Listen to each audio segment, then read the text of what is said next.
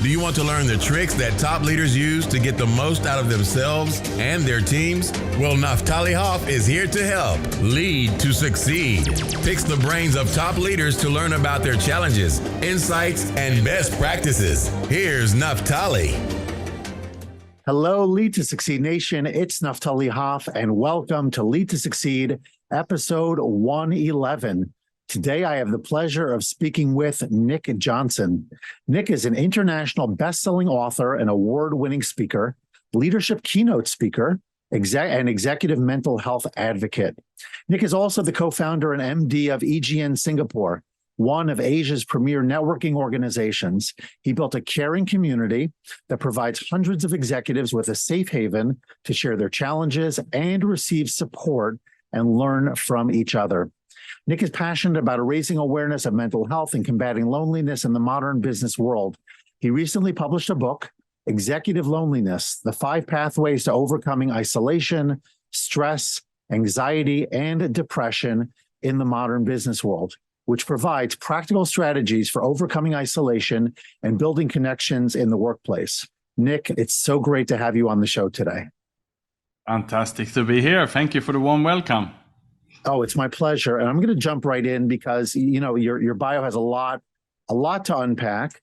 I'm very interested in the community component of it, but I want to jump right into the area, which I think is very, very relevant for executives today. I almost wonder if you think it's more relevant today than before, but that's the issue of loneliness. Why do you think? I mean, I'll sort of unpack it from my own mind. You've got organizations, companies, these are usually big places with lots of people. And yet at the same time, the person who's in charge of it all, you're telling us, feels lonely and feels like they don't have a place to turn and all of that. So unpack what that looks like and tell us why you think that is. Well, as the good old saying goes, you know, it's lonely at the top, and it's certainly true. And the more you look into this topic, the more you realize that that's how it is. But what I mean with that is not necessarily that you have to be the CEO to feel lonely. It can be lonely at every level in an organization, and especially perhaps if you feel that there's no one you can talk to about your challenges. You might be worried that they will take it to someone else, or maybe you're worried that you will not be up for the next promotion, or maybe you're shy to admit something that you worry that if people find out about this, maybe you'll be next in line to let go. So that are some of the issues that executives really feel internally, and that when they keep these inside themselves, that's when loneliness can creep in. Wow. Yeah. And I think that the vulnerability piece, you know, because again, we're surrounded with a lot of people. And by the way, I'm a former headmaster of a school, so I know exactly what this looks like. And that's actually something I talk about in my first book, Becoming the New Boss, is the idea that as you transition into leadership, you're not playing the same game anymore. It might be the same company, and you might have just been promoted one level up, but it's a total change in mindset in terms of what your job is, your responsibilities, but it's also about connecting with and interacting with your people at a very, very different way. And you don't have as many people playing that game as you did when you were further down the ranks. So that does create a sense of who can I talk to? So I know you've created an organization to help people. Tell us a little bit about that and how that helps, and what would you say are the primary benefits that leaders get from the networking and the other things that you're involved with? Well, so let's imagine then for a moment that you feel a bit lonely internally in your organization. You feel that you have no one to talk to about this. And perhaps you also feel frustrated if you come home to talk about it to your family. They might not understand you. And also if you come and see your friends, they might not also understand what you're going through because they're working at a different level as well. Sure. So what we have created here is then peer groups where we match you with like-minded peers, so you meet with them at a similar level. So if you're working for an SME where you are a few employees, then you will meet with other entrepreneurs. If you're working for a big multinational and you have 500 staff in your company, then you will be in a group placed with like-minded, so that you should feel the sympathy and you can support each other. So what does that support look like? I mean, I would assume, to use the Yiddish, I'm sure it's not just a big schmooze fest, right? I'm sure there's more than just, hello, how are you, what's going on? What specifically have you found are the topic areas, the exercises, What is it that helps people sort of break through that sense of loneliness? And is it just when they're in meetings, or is it happening between sessions as well? So each session, and it's typically 4 hours. So it's half a day, which is quite long today. Normally you join 1 hour or 2 hours, but 4 hours, and we block them long time in advance, up to a year, so that you can make sure that you discipline yourself and show up. And you want to have the same people coming to the meeting so that you build that trust. You make the bond, because you need to be having vulnerability in the room that you share honestly so that you can help each other. And what is happening is also here that we don't just have presenters that come in and talk, but it's really you who bring in your challenges. You need to come prepared and bring in what are the work-related challenges you are facing right now. And we take turns then, so that the members get up in front for the group and present what are the challenges. And then typically there's a questioning. Everyone will question and clarify what the issue is. And then after that, we typically divide the audience, and around 20-25 of them in 4 different groups. So you have 4 different groups working on your problem and coming back with solutions, suggestions, presenting to you. So you should leave this session really feeling, that you had a couple of different ideas from the different groups. It sounds very much, I run a mastermind group, and it sounds very similar to what we try to do as well. We have a hot seat where somebody presents a dilemma, and then the rest of the group weighs in with solutions. So I hear that. You mentioned one word in your process, in your description, and that was vulnerability, or being vulnerable. And so I know you talk about that. I know that that's an area of focus for you. It's one of those terms that is thrown out a lot, and it's important to be vulnerable, et cetera, et cetera. So my question to you is twofold. Number one, why do you think vulnerability is an important thing? And number two, why specifically is it important for men? Meaning to say, why do men, which is, I believe, something that you share, why is it that men struggle with vulnerability more so than women? Well, first of all, vulnerability these days, I think we need to see it as a strength, and we need to really practice this muscle of being vulnerability. And if we practice this in a safe environment, may it be in your mastermind groups or in our peer groups, so we just get that trust in the process, and we start to get comfortable with the uncomfortable, then we start to, outside of this safe space, also be vulnerable, perhaps with our family, with our children, for example.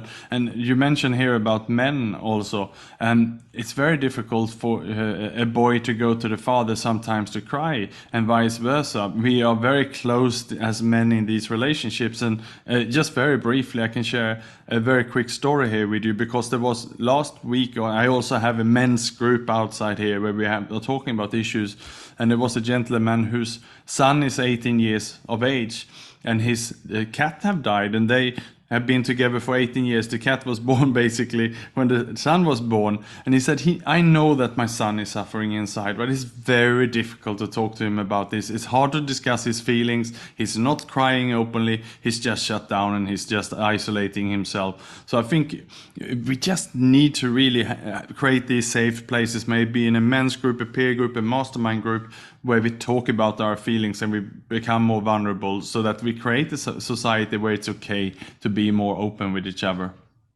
Okay, so I'm hearing it in a very specific way, which is totally fine. The idea that I should be able to open up and have candid conversations about my emotions and things like that.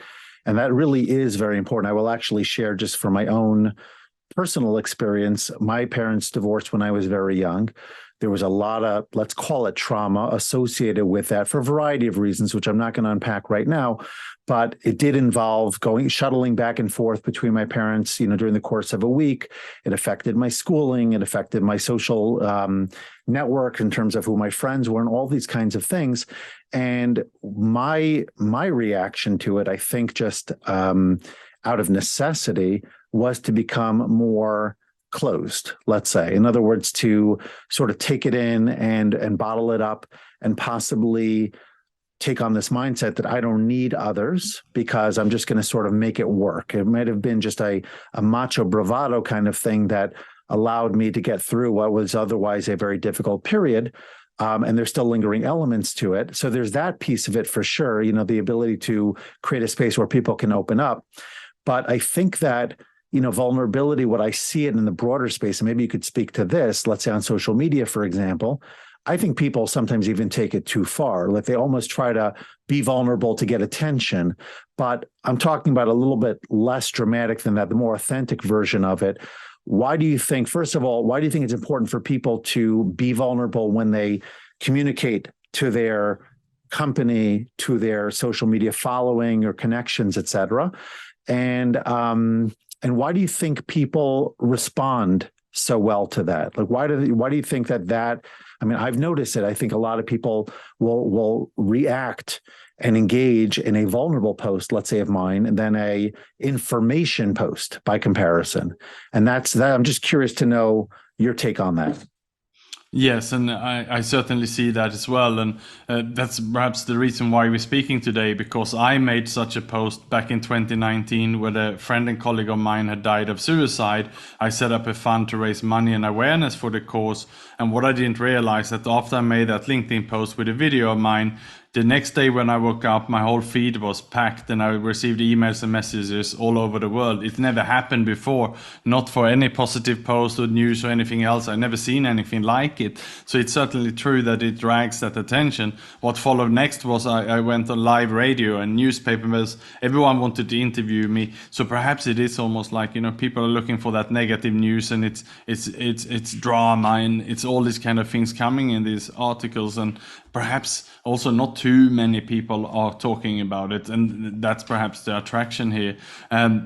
I do believe, though, that it's better that we are too open and sharing so that someone can jump in and help rather than being closed down, because if no one knows what's going on, we all know where this ultimately can lead to, and that's what happened in the case of my friend who died of suicide. Everything looked great on the outside. We had no idea what he was going through.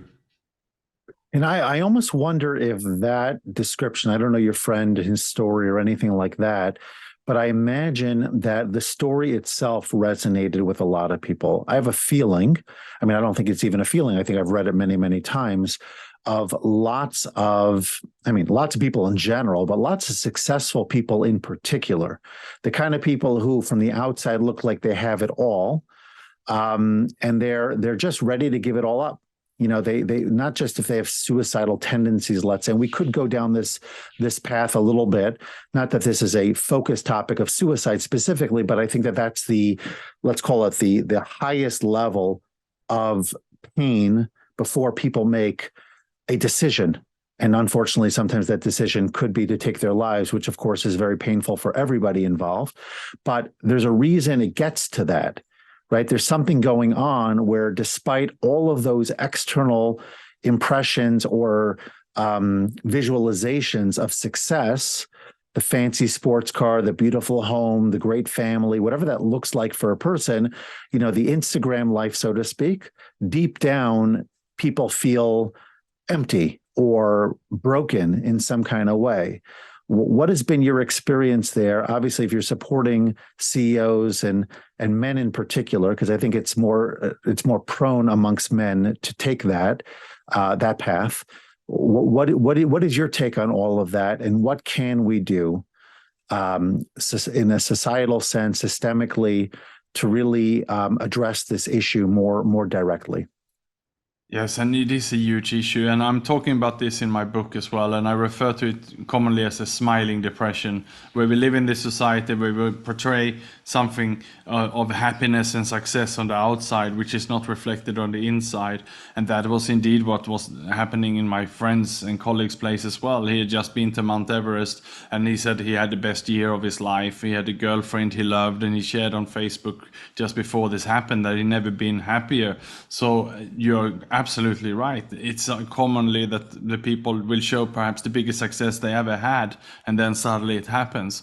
So, and that is just that it's not reflecting the link between reality and what is happening. There's a mismatch there.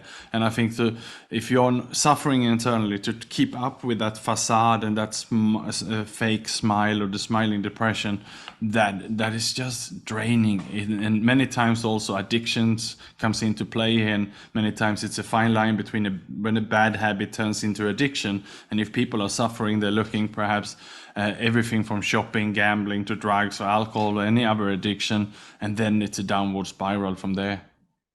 Wow. Yeah. And the scariest part to me of everything you just shared was that everything that in the picture of your friend, at least to the world at large, everything was rosy, right? He was totally on a positive trajectory and everything looked right. And you said he posted something that was extremely positive and encouraging as well. And so you don't even know how that could come to be. So without going too much deeper into that for now, but there is an area that I think is related, and I know you write about this as well. It's called resilience. And, right now we're recording this conversation in the aftermath of some shocking news in the financial sector, banks failing here in the US, and, the ripple effects that those kinds of things have in the world economy and the world in general. There's a lot of uncertainty right now between inflation, economy, political matters, wars, et cetera, et cetera. And then we have, of course, our personal lives, which are in the context of all of this stuff that's going on. How do you help people, or what is some advice that you would have for folks who want to be more resilient? They know that they need to be able to get their head out of the news. They need to be able to focus even when things are difficult. Be resilient in their relationships, in their business building, whether that's sales calls, whether that's other things, just dealing with all the challenges and the headwinds. What's your approach? Well, I think you almost said it there. Get your head out of the news. I think that's the first thing here, right? It's about looking after what you can control, and don't look at the whole world. Don't absorb all the world's problems and take them on your shoulders. Do what you can do. And I've been in recovery myself after I had some mental health crisis and issues a couple of years ago. And coming back then, it was really about living a day at a time and focusing on what you can do. And that is how I live now. I'm trying to not look overseas, and of course it's very difficult to avoid all these news because they're coming from every channel, but then take a step back, and I'm also trying to make sure that I'm back to basics, eating well, sleeping well, exercising. And if you have the fundamentals right and you live a day at a time and you're doing the right next thing, the only thing that you can do now, then you're in a pretty decent place. Okay, so you actually started to answer the next question that I was going to ask, which is great. And you talked about sleeping and eating properly, exercise, all of that.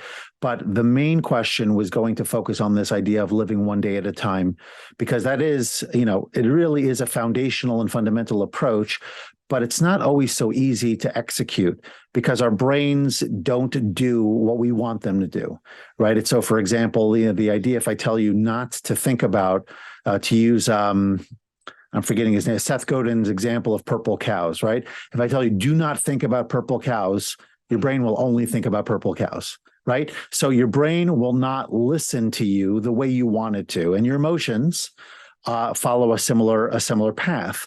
So practically speaking, it's all nice and good. We can say all the cliches about live it one day at a time and get back to basics, but practically speaking, walk us through what that looks like so that when you have all those voices chirping in your head, you're still in control. Well, I think exercise plays a big role in this, and if you go for a swim or a jog and you do it with someone, in an organization, or you join your club where you can do it, then you break that pattern and you don't think about something. It's about, again, the power of now, and also this links us into meditation. And I myself actually jumped into a lot of meditation during the pandemic. I joined some classes and a lot of it was online then, and I bring that with me now. I find it amazing. And then adding breathing exercises and things like that. Again, it's basic stuff, but it makes a big difference. And I think we need more of that during these times. Yeah, I would agree with you. And I would actually add that the timing of it matters too. So I do it first thing in the morning, and that sets me for the day. There are people who might do it during their lunch break, which is a nice way to sort of, unpack the morning and simultaneously have a fresh restart for the later in the day. You could do it at night, whatever serves you.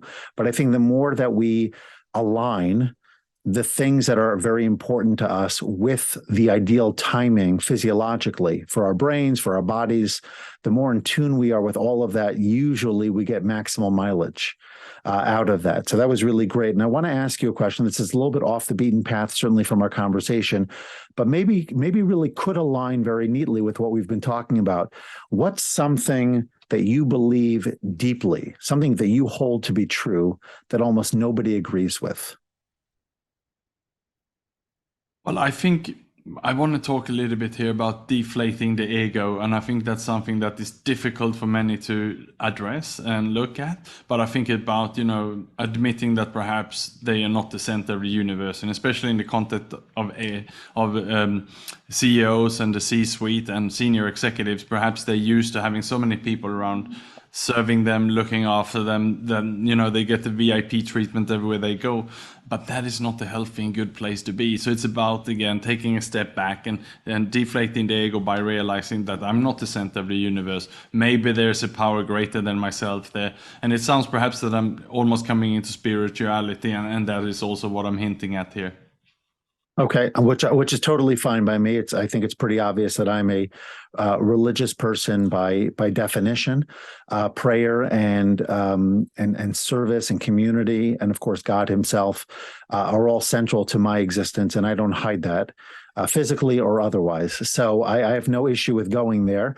It is really interesting because you effectively deflated my ego as you were talking, and I don't mean that sarcastically, but the idea is that it's a great reminder that we're not, just because of the position we occupy, doesn't make us necessarily superior to other people. It does mean we're given greater responsibility. There's a saying in the Jewish faith. It's one person in particular who is quoted as saying, "I have the capacity of 1,000 people, but I therefore have the responsibility of 1,000 people." So whatever we were gifted by God, right? That's really what humility is at its core. It's not that I don't recognize my value, right? Moses, again, to use a biblical example, the Torah very clearly says that Moses was the greatest person ever. And yet at the same time, he's the one who wrote it in the book, so to speak. And how do you do that? That's somewhat incongruous, right? How could I write that I'm the greatest if I'm also the most humble, right? It says he's the most humble, right? So how do you figure that out?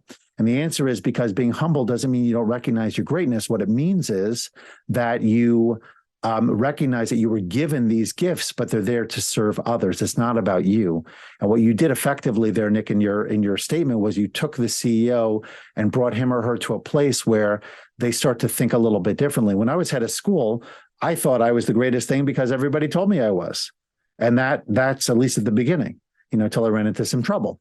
But if you believe your own press, you can easily get yourself into trouble. And so thank you for bringing us back to reality, so to speak, with that. And this last question of this segment, it's a question I ask all of my guests. And you may have already alluded to it, but this is going to be more personal for you.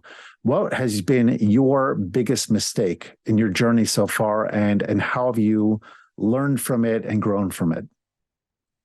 Well, it was when I kept my big secrets in the past. I was doing really well in a role, but I didn't know it. I felt very insecure because in my 2 previous roles, I'd actually been laid off. One company was acquired and I was part of a big layoff, but the other company, I just didn't get along with my boss. So I had 2 layoffs behind me and I was very insecure in my 3rd job.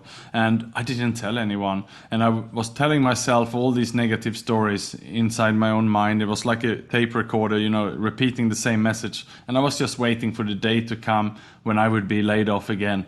And I was just so full of anxiety that in the end, I thought it's better I take the destiny in my own hands. So I wrote my resignation letter, which I held on to for about 6 months, but eventually I sent it in. And by that time, I had already made up my mind that I was going to leave the place, but they were all shocked, surprised, and they tried to save me. But in my mind, I'd already switched off at that time. And that is really an opener for me, and I never ever want to make that mistake again, because if only I would have spoken up early about the small little issues that they were at the time, this could have been solved. Got it. Wow. Very powerful. Okay, so we are going to transition now to rapid fire, where we keep things short and sweet. What are the kinds of books that you enjoy reading the most? I really love to read biographies. Biographies. Anyone in particular? Well, I read a lot about the rock stars, actually, because talking about big egos, they're almost like senior executives. And I read recently the biography of Bruce Dickinson of Iron Maiden. Fascinating. I hear that one. Okay, fascinating. A cool thing about living in Singapore that most people don't know. Well, it's on the equator, so we have the same temperature the whole year round. I'm not sure if everyone realized that it's actually on the equator. Wow. Okay. And what is that temperature for the most part? About 32, 33. Okay. And let's translate Celsius. that to Fahrenheit. That would be in the 70s, a little bit warmer Yes, even. a bit warmer maybe. Oh, wow. How about that? Okay. I think I need to relocate because it's in that number now in Fahrenheit by us, which is certainly not where I need it to be. Your favorite hobby? Well, it's running. Running. Okay. And the last one, a productivity tip that helps you to get more done. I'm up very early. I'm normally a riser at 4:30 a.m. Wow, you beat me by a half an hour. I'm up by 5 typically. Okay, awesome. How can people connect with you, Nick? How can they learn more about your work? Well, they can go to Amazon and look up my book called Executive Loneliness. Otherwise, they find me on LinkedIn, and it's Nick Jonsson with a Swedish spelling on Johnson, Jonsson. Got it. Perfect. So everybody should definitely check you out. You have a lot of wisdom to share, but I'm going to ask you for one last nugget. So please leave us with a final life lesson to end the episode. Well, I want to end by saying that if anyone of the listeners have anything on their mind, any challenge, any issue, which gives them that pain, perhaps keeping them awake at night, just write it down on a paper and think of who can I take this to. It can be a friend, a colleague, a family member. Otherwise, there's so many anonymous hotlines you can call. There's even all the 12-step support groups, and anything is there for any issue you have. And most is run by volunteers. So just don't hold back. Just lift the phone or send that email and reach out. Well, thank you so much for sharing your wisdom and for lifting the curtain on some of the biggest challenges that we have, but won't necessarily comfortably acknowledge or admit to.